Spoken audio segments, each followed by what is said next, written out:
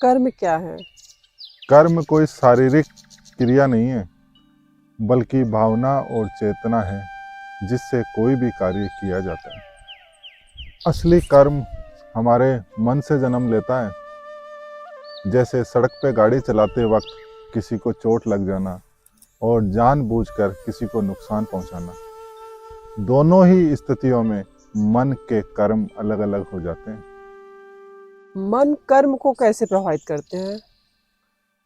मन एक उपजाऊ खेत की तरह है, जिसमें जो भी बीज डालते हैं वो फल लेके आते हैं। अगर हम क्रोध, ईर्ष्या, जलन इनके बीज बोएंगे तो फल दुख के ही आने हैं। वहीं प्रेम, करुणा और समझ से किए गए कर्म सुख और शांति लाते हैं।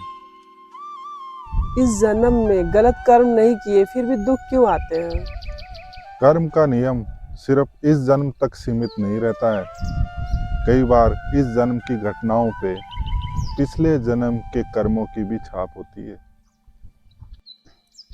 जब पुराने कर्म याद ही नहीं है तो उन्हें बदले कैसे?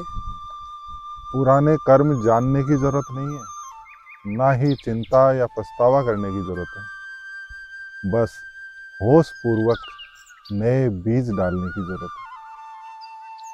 समाधान क्या है?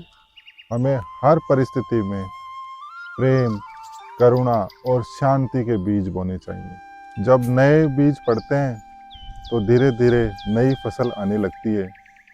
यही कर्म का सच्चा सिद्धांत है।